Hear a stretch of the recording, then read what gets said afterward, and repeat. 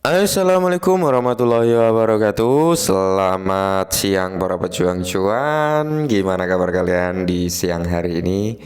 Semoga kalian dalam keadaan sehat semua dan saya doakan sukses semua buat kalian. Amin. Mantap jiwa ya. Tetap semangat ya teman-teman, kurangi sambat dan semoga kita semua diberi umur panjang serta rezeki yang berlipat-lipat. Amin. Dan tidak luput ya kawan-kawan, tetap secangkir kopi harus selalu ada buat menemani kesempatan kali ini teman-teman untuk melihat rekondisi daripada keadaan cryptocurrency. Untuk yang trending kali ini ada si Pons Coin ya atau PNDC. Peringkat kedua ada Not Finance dan ketiga tentunya ada si PP. Ya sebenarnya ada kabar positif dari PP teman-teman. Ini langsung dari founder langsung udah disampaikan lah terhadap komunitas daripada PP Coin. Kalau teman-teman ingin tahu nanti akan kita bahaskan, oke? Nah, jadi di kesempatan kali ini teman-teman kalau kita lihat untuk secara keseluruhan market cap-nya masih cenderung di area 1.500.000-an ya. Bitcoin dominance pergerakannya masih di area 48,2 sampai area 48,5-an untuk akhir-akhir ini teman-teman. Dan kalau kita lihat secara keseluruhan harga cryptocurrency dalam kondisi mantap jiwa dalam hal penurunan ya kan, sangkut ya. Saya kira 90% dari kita semua ya, menurut saya kita semua dalam kondisi sangkut teman-teman ya. Oke, jadi di kesempatan kali ini teman-teman ada sedikit informasi nih ya dari pada Coinbase. Oke, ini untuk komunitas atau army daripada Coinbase itu ya. Kalau kalian udah mungkin wah Brace itu apa sih bang, bisa di skip nggak apa-apa teman-teman, karena memang saya menyampaikan untuk orang-orang yang memiliki Brace yang minta diupdatekan untuk Brace gitu teman-teman. Dan kalau kita lihat untuk harganya untuk Brace itu sendiri, dan ini adalah real chart daripada si Brace teman-teman. Kalau kita lihat dari time frame daily ya, sebenarnya yang kita beri marking hijau ini ya, hijau ini teman-teman sudah terrealisasi ya, dan di sini mendapatkan respon juga ya, langsung mengalami pantulan dan membuat pola bullish engulfing ya. Sebenarnya di area 161 itu di area yang saya beri marking di atas ini teman-teman, tapi ini sudah hampir mendekati ya, udah hampir mendekati. Kalau kita lihat turunkan time frame-nya di sini teman-teman bisa kalian lihat sendiri ya, di area yang kita beri marking ini udah terkonfirmasi nih. Nah, ketika si Brace ini nyentuh di sini dan ternyata ada pantulan, berarti di sini ada demand yang cukup kuat untuk memantulkan harga Brace, dan kali ini cenderung terjadi koreksi ya teman-teman ya, terjadi koreksi ya setelah dia naik sampai di level 21 dan saat ini turunannya itu sampai di level 2 ya, saat ini berada di area 2070.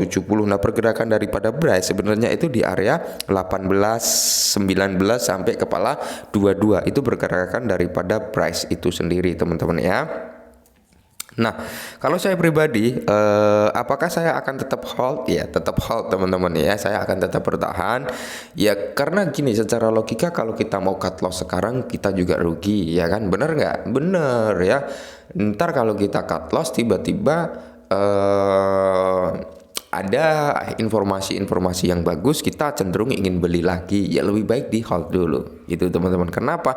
Seperti yang saya bilang sebelum-sebelumnya, untuk saat ini ya, untuk saat ini kita berharap cuan itu sulit teman-teman. Kita berharap cuan di Cardano sekelas top 10 juga sulit. Kita berharap cuan di Solana juga cukup sulit teman-teman. Kita ingin cuan di Ethereum sama saja, ingin cuan di Ethereum di Bitcoin juga sama. Karena apa? Pergerakannya impulsif seperti ini, penurunan downtrend ya.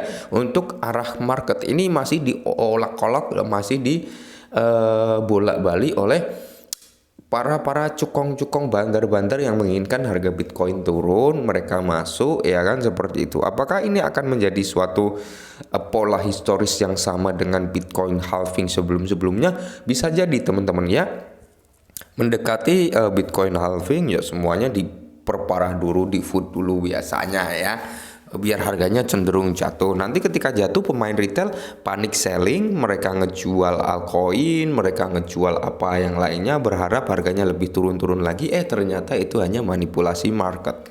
Ya lebih baik kita, saran dari saya ditahan dulu kalau menurut saya pribadi gitu teman-teman. Ditahan, kalian hold sampai 2025, kalian lihat presentasi bull run yang akan datang, berapa persen dia akan naik.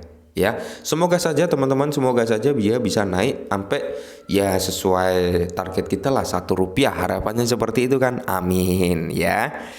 Dan ini dari tim Bryce sendiri teman-teman. Jadi di sini ada laporan atau rekap mingguan yang udah dicapai oleh tim Bryce atau yang dikerjakan ya, exchange your cryptocurrency. Oke. Jadi di sini ada peer-to-peer exchange unveiling, terus ada new listing di BNS kemarin teman-teman, giveaway ya, terus ada integrasi complete no payment, Hybris ya, update current on its way to UEI, dan ada peer-to-peer exchange with tanggal 30 Agustus ya, tanggal 30 Agustus di sini akan ada perilisan daripada peer to peer. Ingat ya, kenapa harga Bryce ini nggak naik? Padahal ada event ya, bisa dikatakan event listing ke dalam 10 pertukaran. Nah, secara logika, secara konsultif teman-teman, pelistingan daripada Bryce ini, bursa yang sudah melisting itu bursa kecil semua ya, di luar ekspektasi, makanya harganya nggak naik teman-teman ya. Masih tersisa dua platform, dan semoga saja salah satunya adalah Tier 1 gitu teman-teman. Harapannya seperti itu, agar apa, kita dapat cipratan hasil lah ya, harapannya seperti itu. Oke. Nah, jadi kalau kita lihat bersama di sini teman-teman, laporan mingguan Bitbase ya, setiap badai yang datang diikuti dengan keheningan ikhtiar pasar, matahari akan terbit, dan begitu pula Bryce ya. Semoga saja meskipun pasar tampak sedikit bearish dan membuat kita bertanya-tanya mengenai langkah selanjutnya, kita semua tahu bahwa pasar akan mendapatkan tempatnya dan waktu dekat. Bitcoin masih dikelilingi oleh beberapa vote, tetapi setiap penggemar kripto optimis dengan kenaikan yang kenaikannya, dan kami juga. Nah, jadi di sini teman-teman ya, tim Bitget mengikuti peta jalannya dan percaya dalam pembangunan proyek dan mengutamakan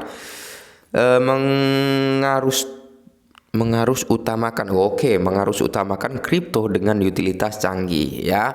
Nah, kalau kita lihat kinerja Bryce memang sesuai dengan roadmap teman-teman ya, sejalur dengan roadmapnya. Dan di sini mari kita lihat apa yang dilakukan oleh tim minggu lalu. Nah, jadi di sini yang minggu lalu itu kemitraan, investasi strategis, dan pengumuman penting. Sekarang pembayaran telah terintegrasi Bryce. Sekarang lakukan pembayaran dengan lancar menggunakan Bryce. Inilah yang disebut dengan utilitas dan pembangunan nyata di pasar beruang. Oke. Kalau utilitas mulai kesini mulai terbentuk ya teman-teman, karena udah masuk di dalam ranah pembayaran. Akhirnya udah mulai ada utilitasnya untuk daripada Bryce. Terus di sini Hybris ini adalah mobil EF ya, yang dimana sedang dalam perjalanan ke Arab. Nah, siap menggembarkan pasar ya, pasar. Untuk lebih jelasnya kalian bisa masuk ke link yang diterangkan oleh si Bryce ini. Nah, BNS akan mencantumkan Bryce adopsi meningkat seiring dengan semakin banyak anggota komunitas yang bergabung dengan kami. Oke. Jadi pemimpin kami Gercanam selalu berbicara tentang beberapa awal anggota komunitas kami dan investor lain masuk pasar kripto. Tidak banyak yang memahami pentingnya pesanan, namun bagi mereka yang memahaminya, ia seperti pembawa cahaya kebebasan ekonomi. Menutup pikiran, Hybris sedang dalam perjalanan, pertukaran peer-to-peer siap diluncurkan. Bayangkan saja betapa penting peristiwa ini dan bergabung dengan kami saat kami menciptakan sejarah. Semoga saja sejarah baru tercipta di Bryce ya. Jadi ada yang bertanya juga seperti ini ya. Sebenarnya lucu juga ya, Bang, Bryce ini termasuk token meme atau bukan? Jadi kalau menurut saya pribadi teman-teman, meme itu bisa dikatakan token hanya untuk kesenangan ya, untuk senang-senang. Oke, itu meme teman-teman. Tapi kalau ada yang bertanya, Bang, Bryce ini micin bukan? Yes, Bryce ini micin ya. Jadi harus bisa membedakan antara meme dengan micin. Meme itu adalah suatu token atau koin yang diciptakan hanya untuk kesenangan ya, untuk bersenang-senang. Kalau micin suatu aset, token atau kripto atau koin yang bisa dikatakan dia tercipta ya, ada utilitasnya, ada kinerjanya, ada teknologi yang ditawarkannya, dan harganya cenderung masih sangat-sangat murah. Itulah kenapa disebut micin. Kenapa? Karena micin murah itu teman-teman ya.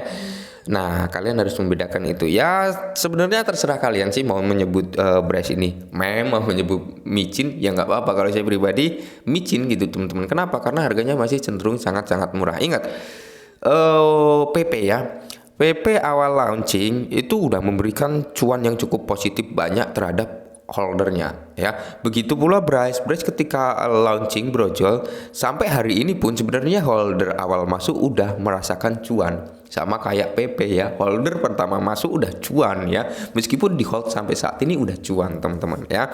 Jadi mayoritas kalau kita berbicara wah Bryce ini mati, Bryce ini begini, ya nggak apa-apa, mereka berpikir seperti itu. Tapi kalau saya pribadi masih yakin nih ya, jangan diikutin ya keyakinan saya. Saya masih yakin 2025 ya, semoga saja Bryce ini bisa meledak harganya, amin ya. Dan mungkin ini dulu sedikit informasi, semoga membantu, salam cuan.